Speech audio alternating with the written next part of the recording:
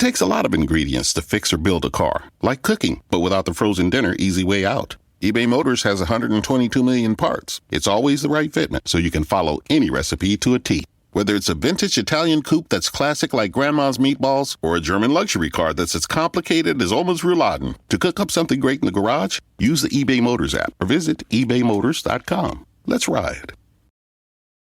If you're a movie collector, you need Movies Anywhere. It pulls your favorite purchase movies from participating digital retailers into one central place, so you can finally say goodbye to scattered movie collections and hello to an organized library. With Movies Anywhere, you can watch your favorite movies on any compatible device, whenever and wherever you want. Ready to grow and enjoy your digital collection? Visit moviesanywhere.com/welcome and register for free. Registration with Movies Anywhere required. Open to U.S. residents 13 and over.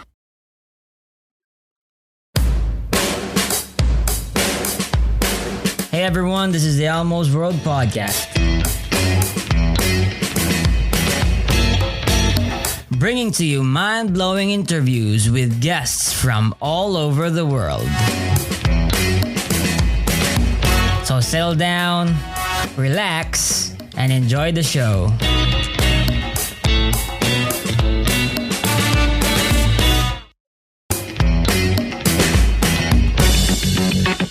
Oh yeah, by the way, if you like the podcast, please support Elmo's World Podcast on Patreon. Your support is what helps the podcast improve more and more. Welcome to Elmo's World Podcast. This is Elmo Ador Jr., your host, and I am with my friend Philip Williams. Hey man, can you introduce yourself? Yes. Good evening, Elmo, and to all your podcast listeners. I don't know quite how Elmo and I got connected, but Elmo wanted me to mention a little bit about myself, and I know that Elmo is particularly interested in philosophy and apologetics, and I do. In fact, that was my second career.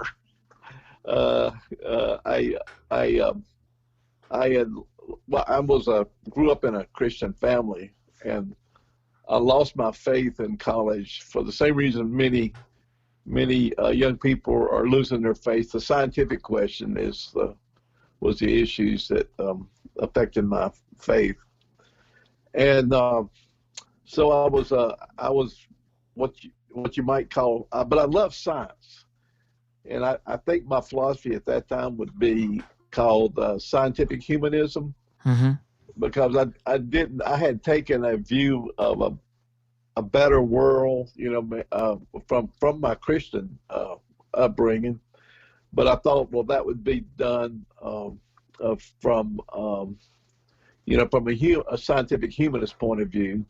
So I was looking for the world, getting better, or being part of that through science.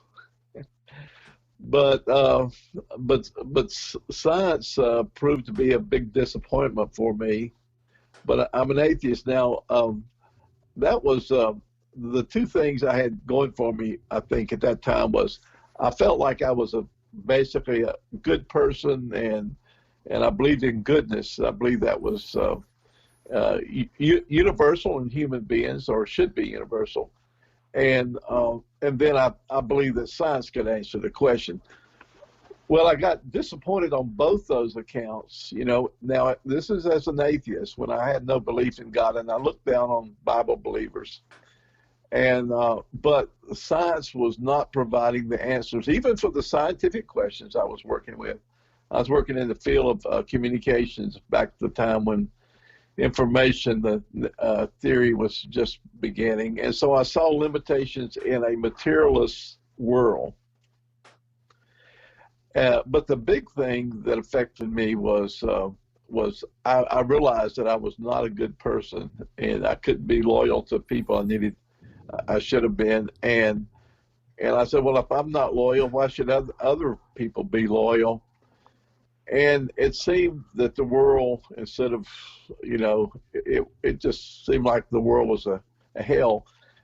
maybe some of the existentialist philosophers taught about this. There was no exit and no answers, and but I had, I didn't have faith to turn to because my scientific belief that I had undermined that, and that's why I turned to philosophy, Elmo, and it's very interesting.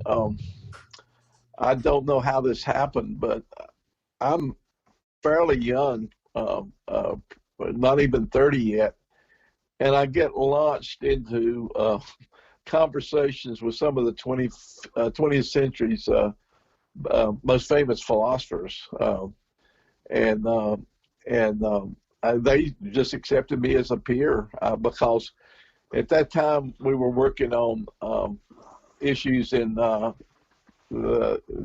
quantum physics and issues in time, and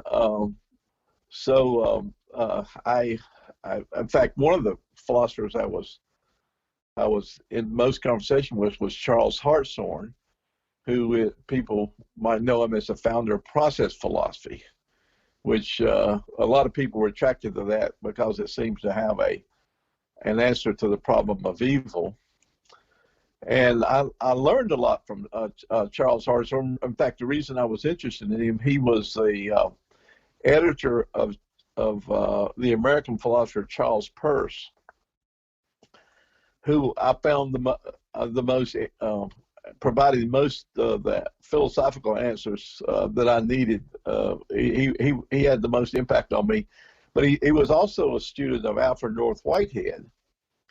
And of course, Whitehead was the head of the Royal Society and he and Bertrand Russell was his partner. They tried to put mathematics on a logical basis and failed, but they also made Einstein famous by promoting,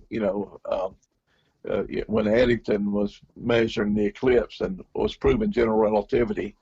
And then Whitehead came to Harvard, and Hartshorne studied under Alfred North Whitehead at Harvard. But he and Paul Weiss, who I also got to know, were assigned to edit Charles Peirce's collected papers.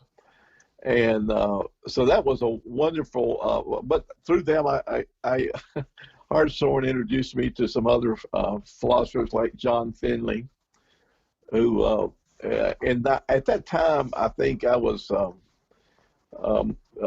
Hartshorne basically classified me as a Neoplatonist. And but I guess the climax of my philosophical career was a seminar that I held here in Charlotte, where I live, and we had it was on the American creativity and the American philosophical experience. Now, by this time, I'd already been converted to Christianity, but I was still working with the philosophers, and it was well publicized, so the rooms were just packed, and the newspapers covered this. But one thing that naturalistic philosophy cannot provide, it cannot explain novelty or creativity, new things coming into the world. Philosophy just cannot answer that. Now, that relates a little bit to quantum physics, because quantum physics discovers matter just popping out of being created. That was something that was really new, and a lot of the Christian apologetics people there, this thing called open theism, which looks at God from a temporal point of view, they actually borrowed that from Charles Hartshorne's process. They should, man. Like open theism is a little different. I've never encountered it, by the way, but yeah. Yeah, well, I've tried to point them out. I think they need to be honest about where they're getting open theism. Mm-hmm. But I need to tell you that I opposed Hartshorn's. Uh, uh, in fact, I showed him.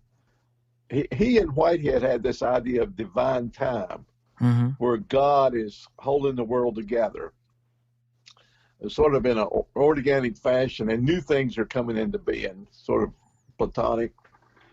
But that was one of the purposes that Whitehead. By the way, Whitehead and Peirce at that time were about the only two major philosophies that believed in, that were theists. This is like at the early part of the 20th century. At that time, if you got into philosophy, you were probably going to be an atheist. Logical positivism. I mean, this has, by the way, has completely turned around. Right now, the Christians are taking over the philosophical field. But that was not the case then. In fact, and the mainline theologians, they were practically all atheists. And this is before, the evangelicals. I mean, mainline churches were still viable, you might say, back in the 70s, in the era I'm talking about. But then I want to mention later, as a result of what I'm probably best known for now, and that is the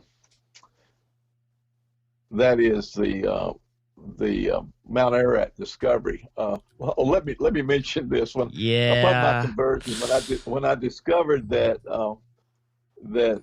Jesus was real, and I'll not go into the story of my conversion, but it was dramatic. It was a little bit like the Apostle Paul, except I was amazing, more of a child, and I was maybe more severely rebuked by the Lord. I'd like to get down to that, man. Like, I'd like to hear you tell that story. We have the time here. Yeah. Well, well, the first part of my conversion, my sister brought me a copy of the Book of John, the first thing that was the New International Version had translated, and I politely took it, but I was just into my philosophical career, and naturally I was feeling very confident in what I could accomplish philosophically, and so I politely took it, and I said, now it's time I need to read the Bible and really learn what it's saying, and show his shortcomings and contradictions and that type of thing. But as I was reading the Book of John, I realized that my values were Christian, and that they were coming from Christianity, and that turned me around on the Bible and Christianity. But I still had the problem. By the way, a lot of atheist scholars have the same things happen. They see the good influence. They're historians, and they see the good influence that Christianity's had, but they're not able to believe because of the same problems that I had. But so I couldn't. I wanted to believe, and then I started imagining ways in which God could exist, and I had some theoretical, ways of possibilities. I considered it a possibility, but the scientific problems, I think, actually kept me. I believed that there was a God. It was the Christian God, but the problems with Genesis, I suppose you might say, there's where the scientific problems are focused, is on the origins. And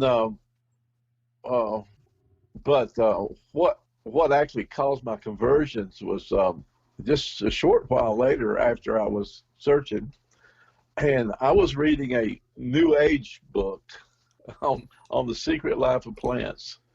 Now, See. Now, most scientific people, I think if you're an unbeliever and you see the shortcomings of science, New Age, and I at that time I was had a close friendship with a well-known philosopher, teacher of comparative religion. I mean, through him, I met some of the really, like Houston Smith and you're talking about comparative religion. We had famous. He was very influential in bringing Buddhism into the United States. So he was a big fan of Eastern religions and religious naturalism. But and I could see Christian influence on him in his own thinking, and he liked the fact that I could see those Christian influences. But he was teaching in the South, and at that time I think he was attacked a lot for his views. Mm-hmm. And it's kind of interesting that how I met Hartshorn through him. His name was Nolan P. Jacobson, and he at that time I said, the philosophical world were all atheists, and just being in religion was the reason. And he was pretty viciously attacked in some of the academic at that time, some of the conferences and things like that. But Charles Hartshorn went to his aid, and went to his defense, and so that's how my friend got connected with Hartshorn, and how I got connected with Hartshorn. And so I'm because I get converted. By the time of my conversion, I'm connected with what you would call all these people interested in religion, but afraid of Christianity, everything but Christianity, because that seemed to be threatening. And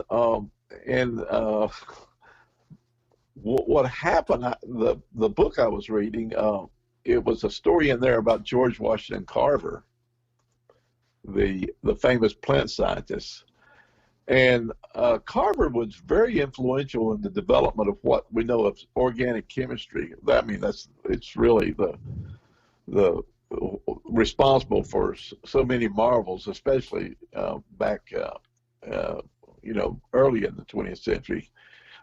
And I had fallen in love with organic chemistry through a high school teacher that introduced me, and I was very impressed with that. And what led to my conversion, Dr. Carver was being interviewed in Washington concerning his. Of course, he was testifying before Congress. This was during the Dust Bowl, and I mean the time when agriculture was suffering in the United States, and he had working with Booker T. Washington in Alabama, had developed new agriculture techniques, and they were asking Dr. Carver. The reporters were asking him there to say, "What is your secrets, Dr. Carver?" And he reached over to the corner of the desk and picked up a Bible, and he said, "The secrets, they're all in here." Awesome. And I didn't know the biography of Carver at that time. I was just looking at him as a famous scientist. And but the way he responded reminded me of my father, and my father was a big influence on me. He had a conversion experience. He had an experience that was even more remarkable than mine, and but when I read that, I just had this conviction. It was almost supernatural. I said, "How arrogant I have been," and I think it was a pure act of grace, because I didn't even understand why I was saying how arrogant. It was my scientific competence is really what it was. And and at that moment, the my a dark cloud just, there's a scripture says the Lord lives in a dark cloud. Solomon quotes that, and I can tell you what that dark cloud is. It was a literal cloud that filled the room where I was, about halfway up, and it was so dark. I mean, I didn't think that anything could be that dark. And then as I was just looking out through my regular eyes, and then I was looking out through my head, and there the Lord was. He was covering the sky, and I don't want to go any further right now than that. But it was what you might call a theophany, and it. Moments later than that, at that time, I was studying philosophy. I had been reading Descartes. I know, Elmo, that you're familiar with Descartes' reading, and he said, I mean, could I be deceived? Like, could a demon be deceiving me? And immediately, when this is over, when this experience ended, I'm just in the normal situation, but I get up, but as I get up, the realization of this experience floods onto me in my normal state, and my lips started turning downward very painfully. Something. It kind of happens. It's like something that know that it's not is true, and everything that that is true is not true.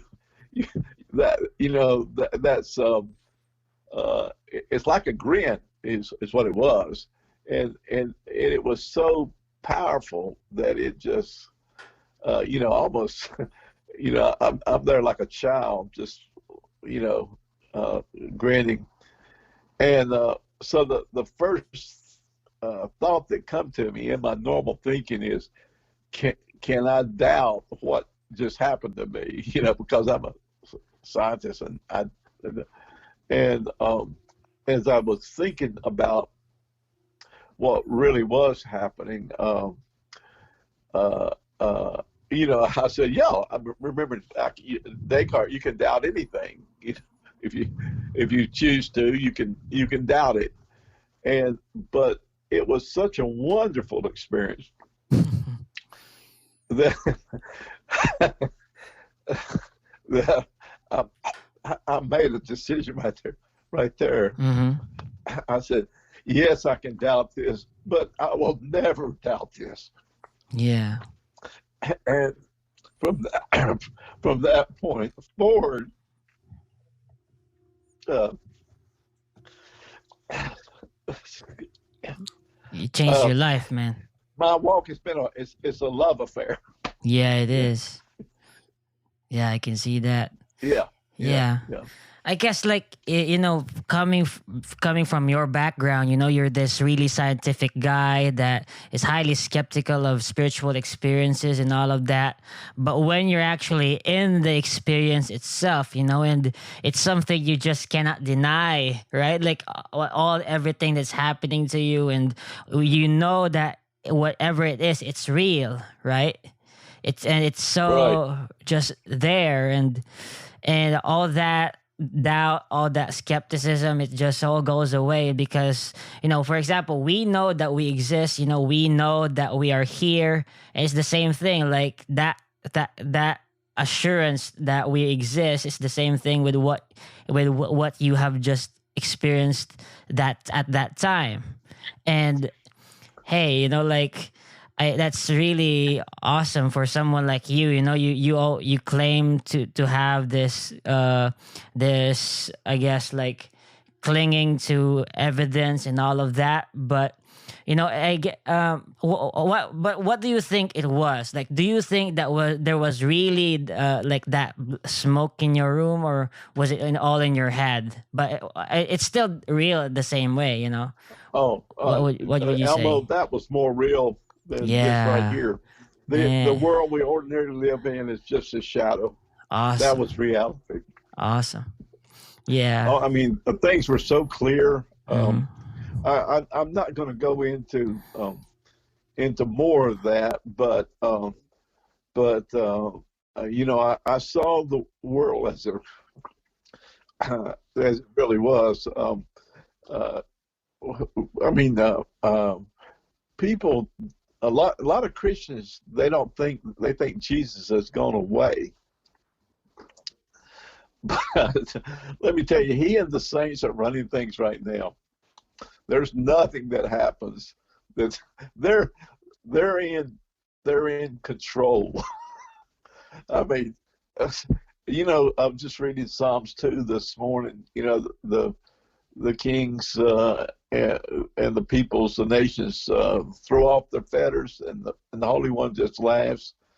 It's you know, it's comical to think that that any powers in this world, I mean, even the powers of heaven have any chance of you know, it's just dust under his feet, and so things are in well control. You don't have to worry about that. Just, you know, just follow the scriptures right now, and you'll yeah, well, I understand that few people uh, have experiences like I did to establish their faith, and I'm you know, I was a doubting Thomas. It's interesting. The Roman Catholic Church of Poland had invited us over to speak at on the ARK. They had saw a video on the Mount Ararat discovery, which is, you know, gotten over 3 million views. You know, so it's the project's got a lot of attention, a lot through the my climb, which was to prepare for the archaeologists. But well, you know, my testimony to them, I call myself Doubting Philip instead of doubt, and I actually got the opportunity to place my hands, and you'll see that in a lot of the pictures, my hands on the wooden nails in the ark. That's that. So I've had two things that, you know, as a skeptic and as a scientist, the Lord has been very gracious. Immediately after that experience, by the way, my mind went to these scientific problems on the origins, and I knew that I was going to have to address that. So after I built a telecommunications company. It was the first one really could do software management, so it was very successful. And but I at that time I thought that the Lord was going to use me in a business way, and but in 1990. He really pulled me out of that, and so I sold my company that I built, the telecommunications company, and I started working. He wanted me to work to do other things, and so I went to work on the problem. I think the main problem I had, I could sort of fit a theistic evolution. Evolution didn't seem to be that big of a problem. No, I'm not. I don't accept evolution now. I believe in adaptation, Mm-hmm. but the big problem was the flood, and there was just so many problems and so lack of evidence. And I was trying to understand, I understand that. And I was, traditionally we were raised in the Pentecostal faith. At that time, a local flood seemed to be a solution, and an old earth people that fundamentalists that were trained in the Scofield Reference Bible, they were trained that way. The younger creationism answer to the flood didn't appear till about the mid 20th century, and it was mostly among the homeschools. But they did when I was trying to address that after I retired. The younger creationists convinced me that the proper reading of the scriptures can only be it has to be a worldwide flood. But as I studied the archaeology, I could see that the younger creationists didn't have an answer to the archaeological problems. Pretty much they avoid the archaeological problems. They focus on geology. So when I started working on it, I decided to make a scientific, systematic search for whether there was a flood, and if so, what the extent might be. And that led me. I eventually, in fact, I gave up on it because it's so hard to understand the ancient world. It's so messed up in the current science. But I eventually discovered that the people in the ancient land of Israel, or Canaan, or whatever you want to call it back then, the people actually do disappear at the time of the flood. Exactly. And then I started tracing that out and realized that that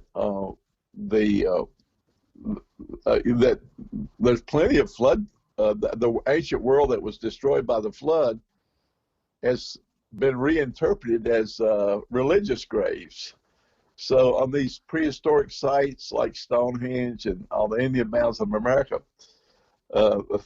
they're clearly a different kind of civilization than later the historical people that arose in these areas. And in fact, they've even the first study by the Smithsonian recognized that.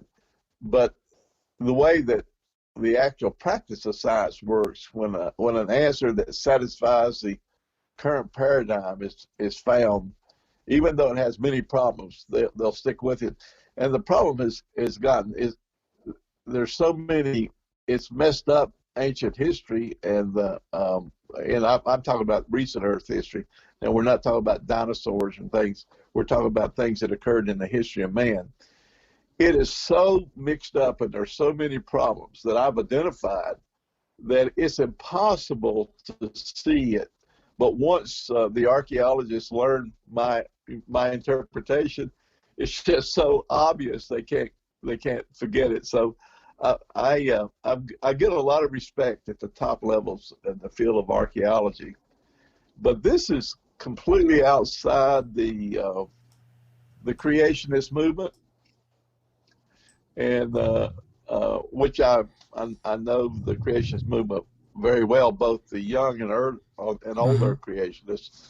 I'll just mention two names that I personally I regard them as friends. One is Ken Ham, and the other that's the young Earth, and the other is Hugh Ross on the old Earth creationists. Wow.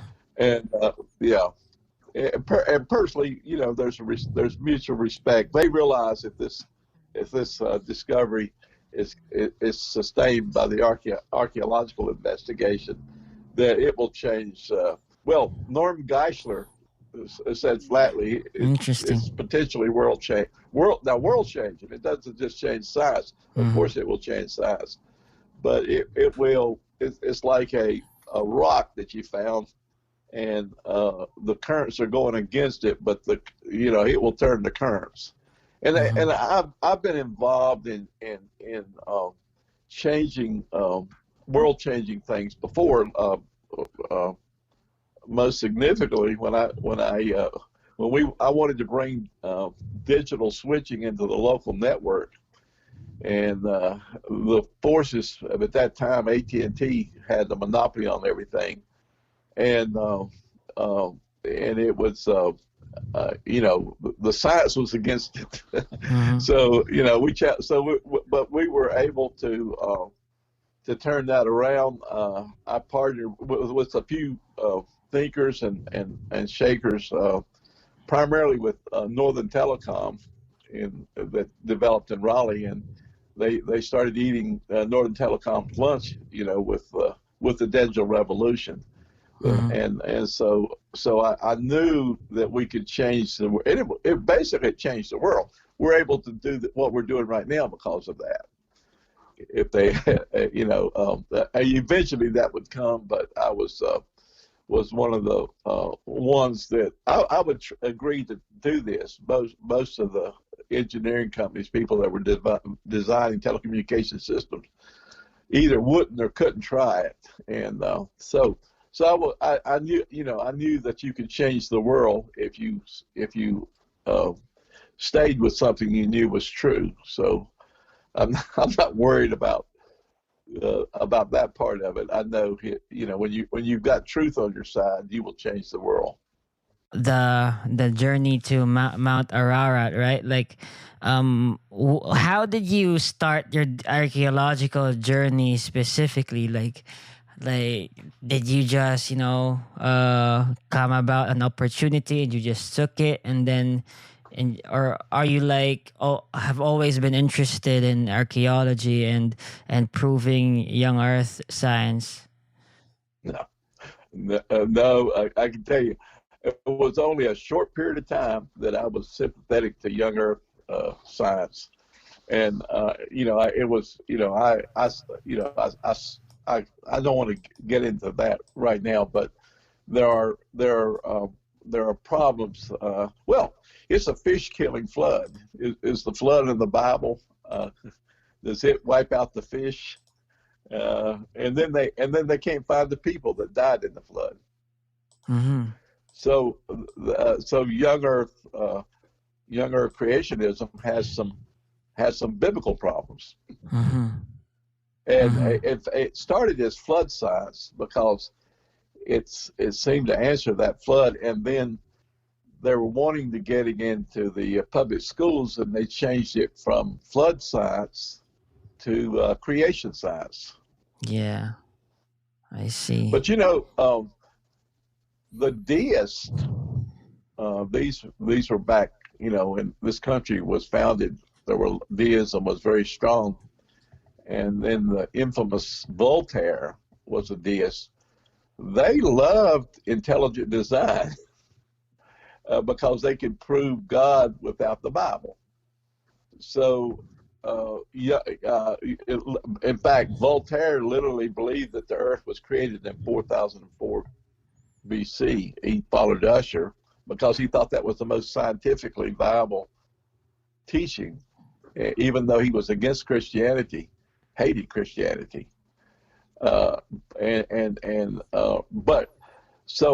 I'm people have to understand that intelligent design, and I've got a lot of friends that are very strong, and it's valid, but it gets you to deism. It does not get you to the script. The deists they pioneered taking the Bible, not taking the Bible literally, not taking these things literally. So, but I want something where the Bible, it gives the light, and it's just very clear. In fact, I do, interpretation of the scriptures is a big subject, but the younger creationists probably would say we're going by the scriptures, Mm-hmm. and that, but I use the scriptures as a light. I didn't know what I was going to find. So I looked for the disappearance of people. If the scripture said, what must there be? I didn't know what the geology might look like. Actually, the truth is, if you study the history of science, the concept of an old earth came from the Bible, because only the Bible had the concept of an earth without man. The first 5 days and part of the 6th day, there is there are human beings on the earth, and I'm sorry, I'm called. But the concept of an old earth developed when Christian geologists are studying the earth, and so I use the light of the Bible, and I put criteria. If the flood happened, I should see this, I should not see that. And I eventually, I just accidentally discovered things. I actually know where the flood is, the evidence of the flood. It's so obvious, and it covered the earth. And I'm getting back to your question now. It's a global flood, right? Yeah. I actually traced where the people are coming from to Mount Ararat. Mm-hmm. Now, I'm not an ARK searcher, and at that time, people tried to connect me with these ARK searchers like Ron Wyatt and Bob Kernuk, and they didn't want to talk about archaeology. I mean, they would run from me, and so I was unimpressed with their discoveries. The first thing, even though I had traced this to Mount Ararat, I said, well, the ark's probably decayed and disappeared. It's been more than 4,000 years. Mm-hmm. And so I just said, well, I know where the ark was, but it's probably not there. And I think it was around 2005, 2006, I heard a report, and on European TV, somebody sent me a link, and I heard this man named Ahmet Ertugrul speaking about caves and the search, and I immediately, I said, now that's what archaeologically I would expect. I would expect it to be buried, but I didn't hear anything more until I'm finished with my book. Now, this would be in 2010, and I'm getting ready to send my book to the publisher on the archaeological evidence of Noah's flood. And in fact, a friend, a Christian friend, had prophesied, said, Philip, when your book is complete, Noah's Ark will be found. I felt the Holy Spirit, but I'm ashamed to say I just couldn't believe that. But I was preparing my book to send it to the publisher, and my mother called down stairs where I was working and said, Philip, turn on ABC News. And Diane Sawyer was making this announcement about this Chinese group has found what appears to be Noah's Ark. The wood dates to 4,800 years ago, and she was very sober, So the same friend had at that time had come over. We were going to go celebrate this, and then the very next day, I heard from the Diane Sawyer saying, "Well, this appears to be a hoax," and we reported it last night. And then, I was really, really distraught. And, but I found out where the charges were coming from. And I realized it was a competing ARK searching group. And I know that their archaeological skills weren't that great. And I put up a blog in support of that discovery, and that led to my connection with the Chinese group, and eventually with Ahmet Ertugrul himself, who, by the way, is better known as Parachute. The world knows him as Parachute, and then the Chinese group weren't able to get the archaeologists involved, but I was able to do that. And of course, that project, the archaeologists don't like to talk about it while they're working.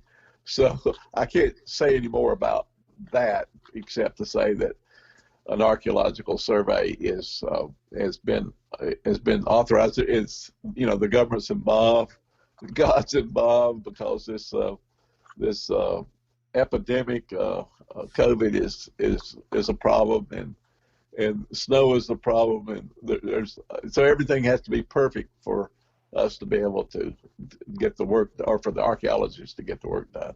Mm-hmm. And I'm not, well, I don't want to say I'm directly involved in that, because I did connect everybody in America to the project, and the archaeologists, but it's time for the archaeologists to do their job. I've done my job on that.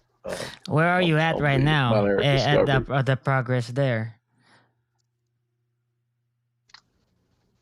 With which progress are you referring to? The ARK discovery, or the archaeologists there. Like, where are they? Where are they at now? At their progress? Well,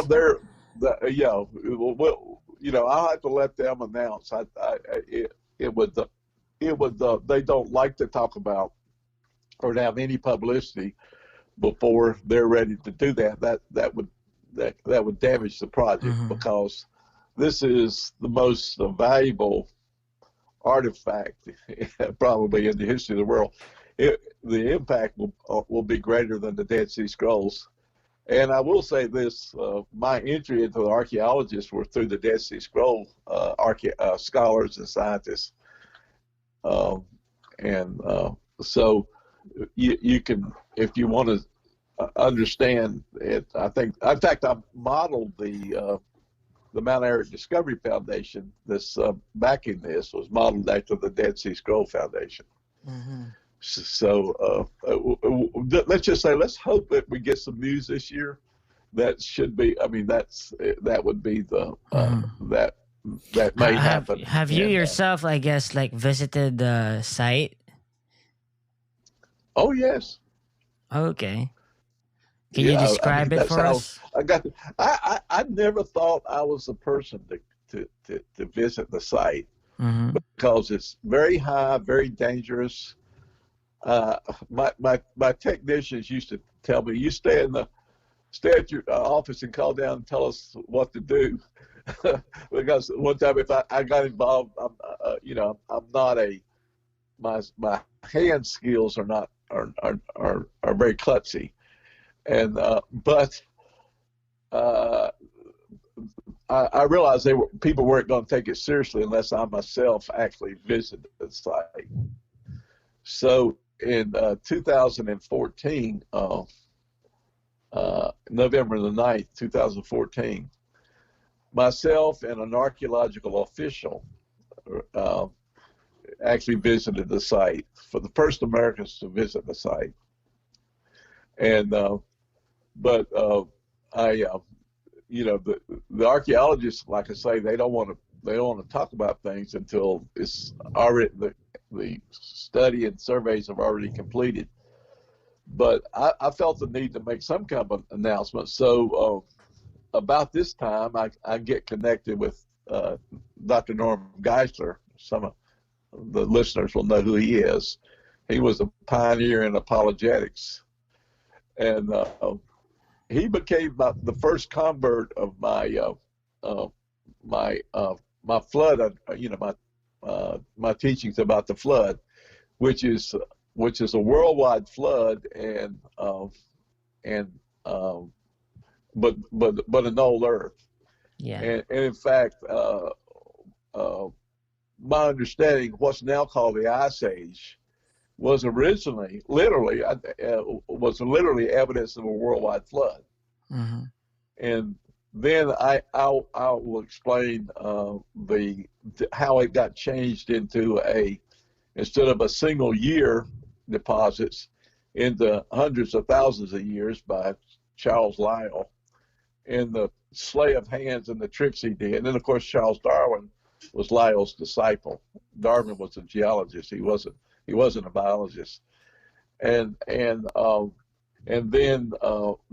they still, even though they said this occurred over what's now called the Pleistocene or the Ice Age, they still believed in flood. Charles Darwin believed that the world was flooded. This evidence of a flood, but they believed it was mountains would sink and the ocean would rise and change places, and it took a long time. But this Swiss geologist named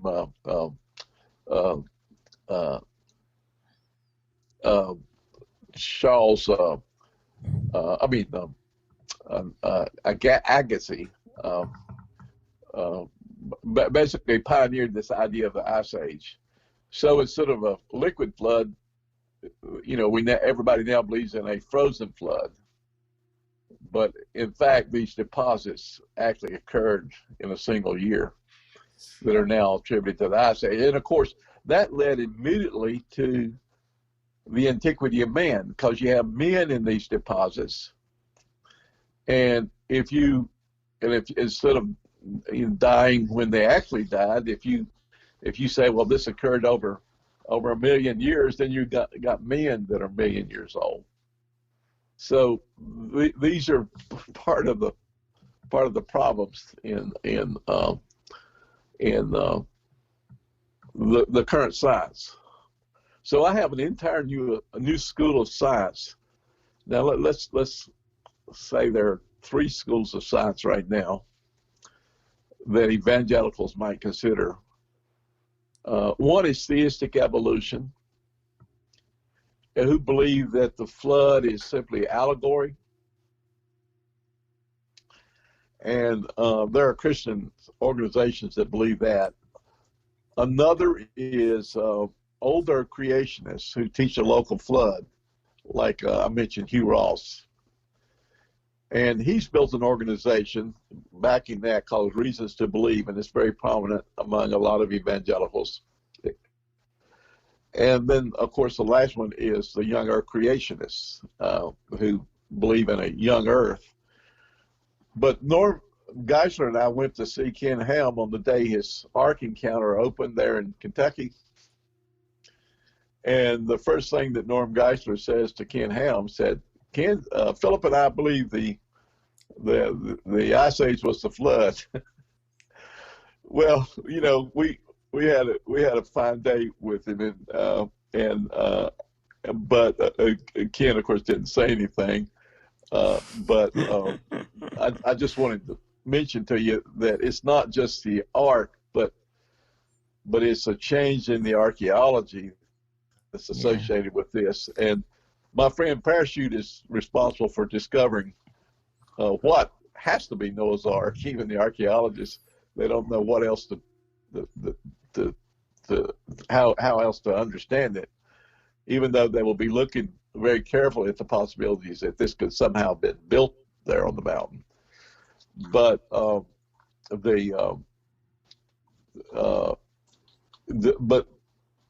but if you can't, but right now the science doesn't allow for a flood. So if you understand things as the present historical science teaches you, but it's all been entwined in this paradigm that's got all these big, huge mistakes in these paradigms. And the paradigm shift in understanding the earth will be, with the scripture science, will be as probably even greater than the Copernican revolution that gave birth to modern science. Interesting. Mm-hmm. These are big things, but you're a philosopher, so you're supposed to you're supposed to be able to think about the big issues. Mm-hmm.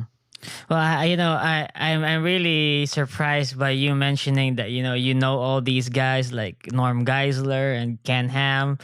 I only dream of talking to them, but yeah,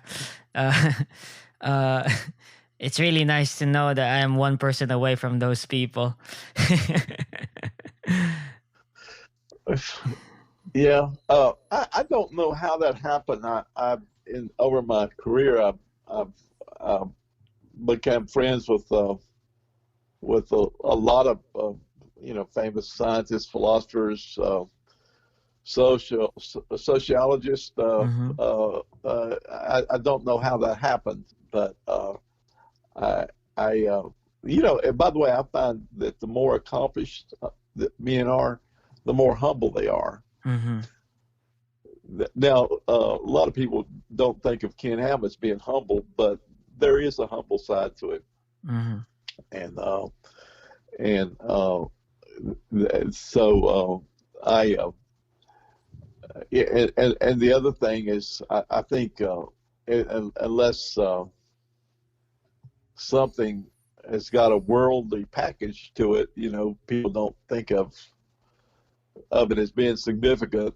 Kind of like the manger in Bethlehem and the little town of Nazareth, but that's not what determines truth. What determines truth is whether it's true. Mm-hmm. Yeah. Okay. Can I ask you about like the consequences of believing in an old Earth, but a global flood, right? Like, if you're going to believe in an old Earth, then you're not really believing in a literal 6 day creation, right? Well, now the actually the current young Earth creation uh, model understanding was really motivated by an attempt to prove a young Earth, Mm-hmm. but it got its legs when it supposedly had an explanation for the flood, Mm-hmm. and it got its legs in the '60s when Henry Morris and John Whitcomb wrote the book The Genesis Flood, Mm-hmm. uh, and it seemed to have a scientific explanation for the flood. Yeah, but wouldn't the, like, the Genesis text would, like, obviously describe it as a literal day, right? Like, it has morning and evening, and it was just any normal day. Like Yeah, how. yeah, yeah. I believe in a literal day. By the Mhm. way, it's helpful to have some training in physics on this Mhm. because the physicists understand the time a lot better because they work with time from a physical point of view. And we're talking about when you say literal, you're talking about physical. Mhm. But no, I believe in a literal day, Mhm. but with a morning and evening. Mhm. But the scriptures do not literally say 24-hour day. Sometimes Mhm. I add that into the scriptures and give it to people, and they don't. The younger Christians, and they don't like it. I say, well, if it literally said that, here's how it would read on, on the first 24-hour day, the Lord God did this, and then that was the evening and the morning of the first 24-hour day, and now that would, if it said that, we would have to go with a 24-hour day, Mhm. but it literally doesn't say that. In fact, the need for the morning and evening is there if it's not literal. You don't need to mention it if it's not 24 hours. You get your 24-hour clock when he creates the stars and sun and moon on the fourth day. So you don't have that. And this, by the way, this gets into the problem of we talked about earlier, open theism, Mhm. and uh, my my charge against all the creations, both old and young Earth, the way they're doing that, is that they are open theists. They don't see God as outside of time. They don't see the beginning. Jesus we know is Alpha and Omega, but he creates time. Time is a creation of God. It does not exist without God. A physicist will not have a problem with that, but we're so accustomed to thinking, just like we're so accustomed to thinking in a material world, we can't believe some of these things that the general relativity and quantum Mm-hmm. physics are telling us about the physical world. Mm-hmm. But they have less trouble. They don't have trouble with the Bible. It's the people who make their common sense things, and they put it into something in which is beyond your common sense Mm-hmm. But you're experience. someone that doesn't believe in theistic evolution, right? No. I told you I didn't have so much trouble with evolution Mm-hmm. until, and I was working on this problem and actually making progress on the problem of the flood, and I'm still a theistic evolutionist, but I see. I'm looking for that problem. And then I heard Philip Johnson, who is really maybe the father of this new movement of intelligent design, speaking on NPR. And he said, the problem with evolution is the missing links are still missing. And then the way you lose your belief in evolution is you start studying it. The less you know about evolution, the more likely you are to believe in it. Just getting it. Well, the scientists Yeah, but I believe it, guess that like type of thing. like if you're a Christian, you would think like, why would God use like and countless deaths and suffering of animals in order for us to be here? Why can't he just like any young creationist creator would do, they just create it in one single 24-hour day and no suffering there or whatever? Yeah. By the way, that's another way. Younger creationism actually is more in line with the world, who doesn't want to make a distinction between humans and animals. The Bible makes a great distinction between humans and animals, and the younger creationists are. I'm going to be frank in my criticism, but these are my brothers. They have a different view of the science, but I'm not challenging their faith. But the Bible makes this distinction. Now, you might say, well, why didn't God create a world in which animals did not need to be eat? Where people wouldn't need to eat animals. Well, God has a relationship with the animals, and you might not know that the highest fulfillment of a chicken might be what he can do for man. Man was given dominion over the natural world, including the animals, and they might be a lot happier. There's a deeper philosophical problem, Elmo, about birth. If you're given, in heaven, Jesus says there are no children. So children come about from the earth. The earth is for the children, and the animals are belong to the they were created for man to rule over, but the animals might actually be happier being part of look at a farmyard, of the where Okay, the maybe yeah. I guess like they could be happier if they fulfill their role in the greater scheme of things. But just the like if you're looking at it from our contemporary perspective, and you're seeing a God, creating creation and forming humankind from this former species, that are ape-like, and then crocodiles, and then bacteria. It involves countless and numbers of suffering, years of suffering by animals that was totally unnecessary. Like, and that's why a lot of philosophers really consider the animal suffering when considering creation, right? I Yeah, guess, like, yeah. yeah. Well, you have that ordinarily. Every day animals die all the time, right?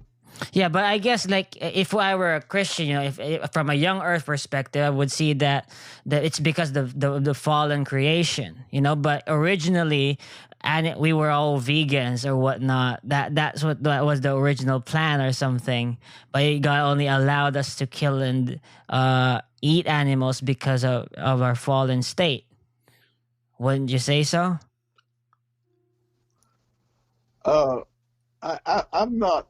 I'm not convinced that that's a proper reading of the scripture. Mm-hmm. Uh, in fact, some of the studies that I've done, we might be able to get an answer to that. But the healthiest type of wildlife is managed wildlife, uh, because if you have, well, let me give you a problem that God would have if he had done it the way that everybody wants. Tell me how long, if Adam had not sinned, and if that's the cause of the animal death, Mm-hmm. how long before the rabbits would have overrun the Garden of Eden?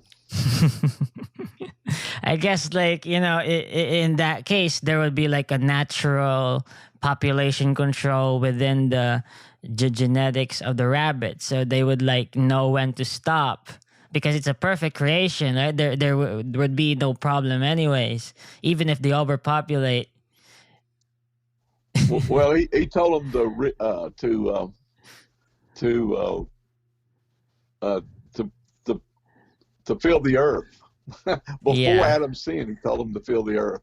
yeah, and Yeah, and, of course, and they would. not just rabbits. The rabbits would get about 2 miles high. After Yeah, a few centuries, and but the but a rabbit can have a fulfilled life, mm-hmm. uh, and you know and so can all the wildlife. I think we're projecting our anthropomorphic. we're doing what they accuse Yeah. Christians of doing, but we're projecting our anthropomorphic views into the rabbits. Mm-hmm. But the rabbits don't have a history. Mm-hmm. They are made as they are, and in Yeah. fact, in artificial intelligence, how do you, or even in archaeology, how do you know if something is natural or man-made? Mm-hmm. Yeah. But you'll not see anything. Everything you see with regard to animals will look natural. Mm-hmm. The beavers build dams just like, like we do, but they're they're part of nature. They're not.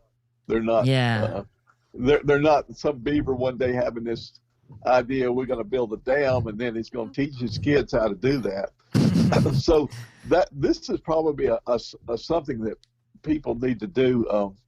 I mentioned my career, when I was a scientific humanist, but the distinction between human beings and the animals is something that the philosophers have really not addressed very well at all. Very few philosophers, especially today, that's not being addressed.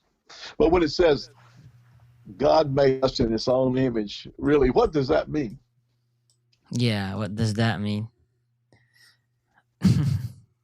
I guess, like, we're made in the same, I guess, similar nature to God, in that he has this will, this creativity. I guess, in the ability to be able to have our own agency. It's I would go far as to say that we're sort of little gods, not in the idolatrous way, but we're simply made in. We act in the same way he does, in that Right. yeah. Well, he wants us to become little gods. I don't want to get Yeah, this it's mixed up with dangerous the word waters faith here. teaching. No, no, no. But we're supposed to be in this. We're supposed to become like little Jesuses. Yeah. That's the objective. We're supposed to be like Him Mm-hmm. and have some of that same divine nature. Mm-hmm. But that is our goal. That's not where we're not that way until we're transformed into His image. Mm-hmm. So I guess like the real question is like, were lions created as carnivores, or were they vegetarian or like herbivores before the fall? You know, I think lions Yeah, were carnivores the day God created them. Yeah. yeah, yeah. I do too. By the way, the animals have various purposes.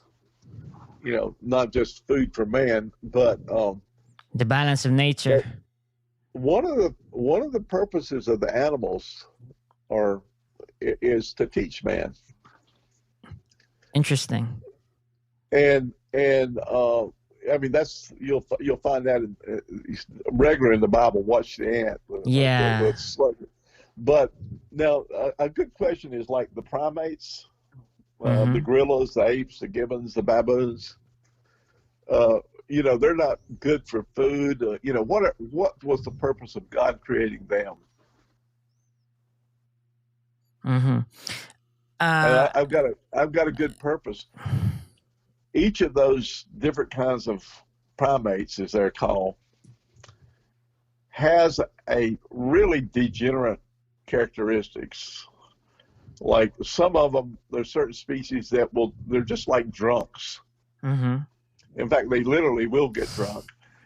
And some of them are like what do we call? They're just brutish. And then some of them are overly sexualized. Mm-hmm. So look at the primates, and you can see the way that human beings can degenerate through their character. Mm-hmm. Yeah, so I guess like you're saying that we sort of see a version of ourselves, the bad side of what our potential that we have in like these apes and monkeys and stuff. That's what you're saying. And then Right, we right. can learn from them and not and avoid to be like with like those behaviors and such. Is that what you're And saying? also, yeah, and also, I mean, the scriptures frequently use people that are acting very, very badly as brutes or beasts. Mm-hmm. And we, of course, everybody, he was like a beast, Mm-hmm. and so back to the lion, but there's also good characteristics. The lion is a real leader in the natural world. Mm-hmm. In fact, Well, I get, but Jesus is what's interesting though is like if you take the position of like of theistic evolution, right? When it uh, comes to it would that would be like a guided sort of evolution, right? Like divinely guided evolution, where right, like the outcome of the reproduction would be actually determined by God Himself, right? And what right, direction the genetic mutations are going to take, right? That's the theistic evolution. In that sense, then, like God Himself actually, because it is creation, but God Himself had specific purposes, like from like just a small bacteria, and then he made them reproduce again and suffer and then reproduce again and then genetic mutations until the complexity and all of that. But what would you say about the species that died off, like for okay, example, go ahead. yeah, like there's Give me no an example. purpose for all of them. Like for example, let's say the mammoth, or even just go back like dinosaurs. Like, there is no purpose for them for us right now. And when by the time man is here, they've left the earth. Do you still believe that dinosaurs existed while we're alive? No, actually, if you understand that I see the ice age as a flood, You had mammoths with man, but you don't have dinosaurs with man. And one of the reasons why these are Christian geologists, and they're studying the earth in the light of the Bible. And at first, they assume 6,000 years old. That's what Usher calculated, and they don't see any problem with it until they start looking at the fossils and the strata, and they see that all the remains of man are near the surface of the earth. And but below this, the first thing they see are the fish. And the next thing are the dinosaurs, and the last thing they see are the mammals and human beings. And that's exactly the order that's in the scripture. Now, it's very interesting when they first looked at these fossils, and they found what's now called the Cambrian explosion. Yeah. And they said, well, that right there is proof of against evolution, and it was very, very significant at the time because it showed an act of creation. You can actually see the act of creation. The scientist, the famous geologist behind that was Adam Sedgwick at Oxford University, and they were using that from apologetics a point of view that here you can see the act of creation, because the main people opposing the scripture, the deists and the Aristotelians, they don't believe the earth was created. The ones that are following Aristotle do not believe the earth was created. The ones that are following the deists believe that the earth was created fully functioning, so there's no evidence of there's no evidence of a supernatural act in the earth. And so finding the Cambrian explosion was like finding God's hand actually acting on that, and it was viewed as a great triumph against the deist. And the deist and the younger creation, I'll come back to that. They are almost the same. They want to see the younger creationists basically want to see the earth created it practically all at once, and it's very, very much like the deist. But when you see the actual pattern of creation, you see it in the light of the Bible. It follows the same pattern. Now there are some differences, and I've worked on them, and I'm going to show that the actual scriptures are point to a more powerful order than what the current science is trying to view this as. But we're talking about evolution now. Now, creationists, I'm in agreement with them. They believe in adaptation. Like if all the animals that are now on land came from the ARK, you expect to see very rapid adaptation, like Charles Darwin observed, with the finches and things. And I wouldn't call it adaptation. I would call it natural selection. Adaptation is different because like it's within the organism adapting to the environment. But I would say it's more of the offspring that have the mutations and to survive in the current conditions. I think that would be better to say, right? Well, yeah, but there are very, very rigid limits on. In fact, the biology actually supports adaptation. It does not support evolution. Yeah, like you mean like you can't get. Yeah. You mean like let's say I'm a bird, right? And then like I get out of the ARK, the my past environment was different from where I am now, and because the coconut is harder, like my he got harder these days in this new environment, my beak would like transform and mold into some to be able to penetrate harder coconuts. That kind of Right. adaptation. Right. Huh. That's adaptation. That Right. sounds very unscientific, bro. I guess like is it our it, does our genetics change in terms of the challenges that we face? I don't think so. Well, you take that bird. He's never going to turn into a. Well, if we take artificial selection, Mm-hmm. which Darwin used, and you take a dog, you can make anything from a Chihuahua to a Greyhound from a wild. Yeah, but that's because dog. you breed them with other species and or same kind of or same breed of dog, right? But Well, if you isolate a population, you're going to get a rapid genetic diversity, or you're going to get rapid diversity. In fact, when I was studying the problem of evolution, and I said, well, how is the problem of the species?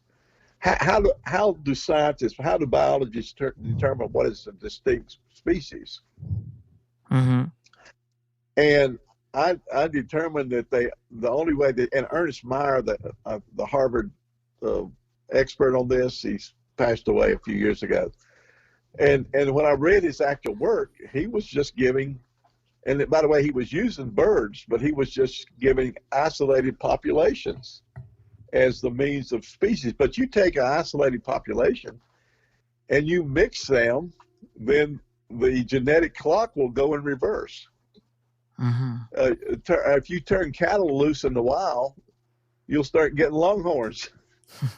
but because the ones with But what's happening is the change isn't within the single organism, but it's more of the offspring of that organism, right? That's where the sort of adaptation occurs, right? Yeah, but it's still, a dog is always a dog. Yeah. Okay. I get you. But the thing about being a theistic evolutionist is, right, like you also believe not just in microevolution, like a dog will always be a dog, but you also believe in macroevolution, where like we came from this small single cell organism, and then we so a single cell organism isn't always just a single cell organism. It's going to be a dual cell, and then we become bigger and bigger and more complicated, right? If you're going to be a theistic evolutionist, then that's the route that you have to take, don't you think? Yeah. Okay. Well, yeah. That's basically the evolutionary theory. But what's you're calling microevolution there is what I'm calling adaptation. I see. So okay. By the way, this discovery on Mount Ararat is going to hopefully answer a lot of those questions. But there is, the diversity happens very rapidly when you get animals like on different islands, like Darwin observed. God made the animals where they could adapt to these different environments over the generations. So yes, the cows with the sharpest and longest horn, they're going to do better in the wild. Here's something that I would, I guess, like, I don't know if it's controversial, but here's what I think about that too. Like, we humans as well sort of manifested this microevolution through the amount of melanin in our skin, right? For example, if an isolated group of humans stay in a really in an environment with scorched heat sun all the time, you're bound to have more melanin and I guess sort of adapt there, right? And you have darker skin. And if you're more into cold places, and that's where the isolated genetics stay, then it's less melanin to survive the cold more, right? Would you say that? Well, yeah, though I think the reverse is probably more powerful. I think if you have a darker skin, you will want to live in a warmer country before modern air conditioning and everything, of course. And if you're If So you're it's big and fat, you'll preference. want to go north. It's more Yeah, of preference. right. Well. No, I just think that people would prefer to migrate if large people with big genetics, they would prefer to live in the colder climates. Mm-hmm. And if you're smaller, your body's not so heavy, then you'll get cold easier, and you'll want to live in the warm climates. Mm-hmm. And it's just now that's by the way, if we want to get into the genetics of Noah's family, Mm-hmm. uh, I see that very easily explained that you have three sons that are all have the same mother and father, but you have three daughter-in-laws who have different parents, and that explains a basic three major colorations. If we use black, white, yellow broadly, and of course there was intermarriage there with that, but the human genetics very, very wonderfully match the biblical account of the ark. Mm-hmm. Like let's say like Ham was this actually meant like the dark one, right? The darks and Well, yeah, maybe no, not him, but his wife was maybe darker skinned. yeah, It yeah. may have been lighter skinned, uh, the yeah, that would be, that would be the way I would see it. Yeah. Mm-hmm. Would I guess like I've read the Bible and there were like like I guess like details where it was said that the earth was divided at those times, during those times. Eh, I guess maybe during the Babylon Tower of Babel. Yeah, have uh-huh. you read those verses? Would you say that those are details of really actual continental drifts?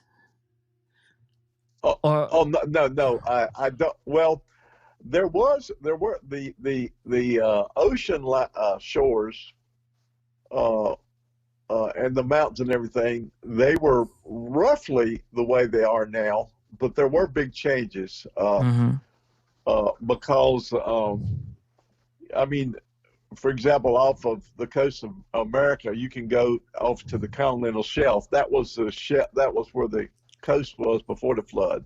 So there was a shifting in coastal lines.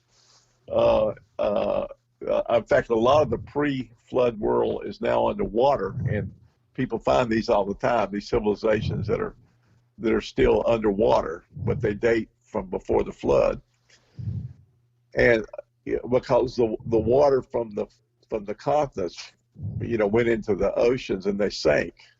And of course, right now that's interpreted as plate tectonics and that type of thing. But the flood model is a much better one. Mhm. But whether there were migration uh, uh, channels, for before the flood, there could have been. But I deal with the dispersion of the animals and how they got into South America and to Australia. That's not a difficult problem.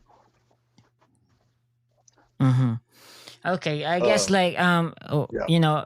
we're almost to 1 hour and 30 minutes, bro, and I want to ask you some final questions so we could, I guess, finalize the interview. And it's been great talking to you and like learning from your experiences and how you've become a Christian and your take on the archaeology and the geological past and even the some of the theological parts of it. Yeah.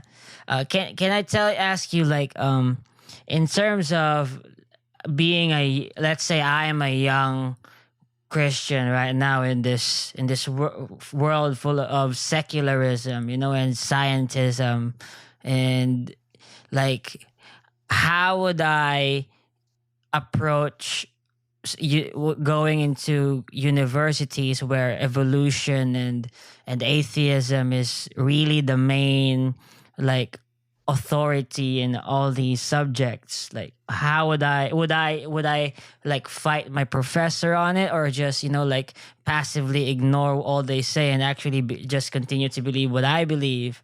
Or should I be more open about what they're teaching and just be there to learn? Like, how should I, or just do like theism, like, yeah, ignore all the science and I'm just gonna be a Bible believing Christian?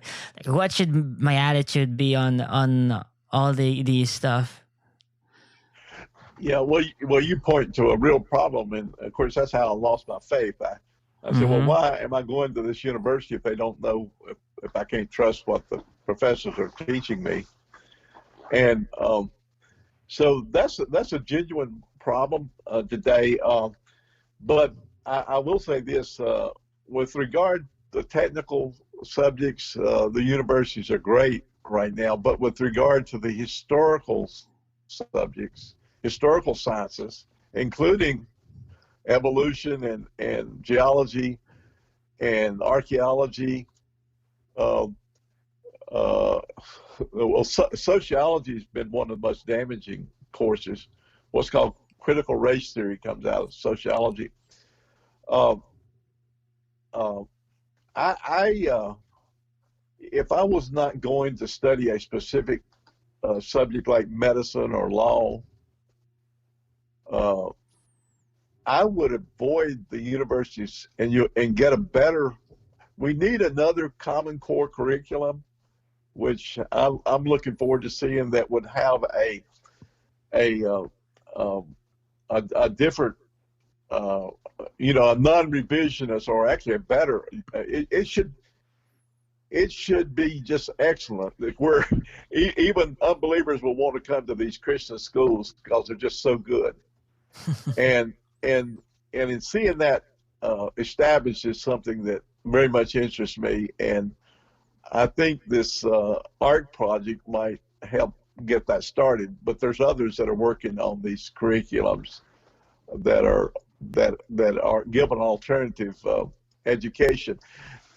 But I can tell you now, the public education in America, which has been influenced worse than public education in your country or in other countries that are not in America, it's gotten very, very poor. The schools are failing, and to be honest, the universities are failing too. They're becoming worthless in terms of providing something valuable. Yeah, it's the connections that the students get there that's the main advantage of going to a university like the Ivy League American universities. But those connections are starting to fray now. So what we need to see is a wholesale shift in a new types of higher education. And of course, that takes some sacrifices. You may have to worry about not getting that degree, but unless it's something less and less, I think that even that's going to become less important now. So the Christians are going to have to develop their own high quality schools, and we're getting there, but it has a ways to go. But I think it can happen very rapidly. And so the young person, what's so important to the young person is belong to a community, maybe they're at that university, that a supportive community and a church. One of my problems is when I tried to get these questions answered about evolution and things when I was going to the university, I couldn't get those answers from the church. But now that I have gotten those answers, I really want to share them so others could have that. And I think a lot of people have made some great new understanding in different areas, but let's just hope that Christians can come together now as as times are becoming difficult, and develop our own health, education, and welfare system. I think, and become a light to the world, to actually have more excellent schools than what they can find in public universities. Okay. Well, Philip, it's been great talking to you, man. Thank you so much for accepting my offer to be on my podcast, and I hope you have a great day, man. And yeah, hope you recover perfectly too from your surgery. Yeah. Oh, thank you, Elmo. Yeah. And bless you. I hope your podcast, I think, is going to do well. So you stay at it. Okay. You're a very good interviewer. Okay. So that's the end of it. Thanks for tuning in, guys. This is your host, Elmo Ador Jr. And thank you for listening in. And please subscribe. Please follow us on Facebook. Please follow this. Please. Thanks.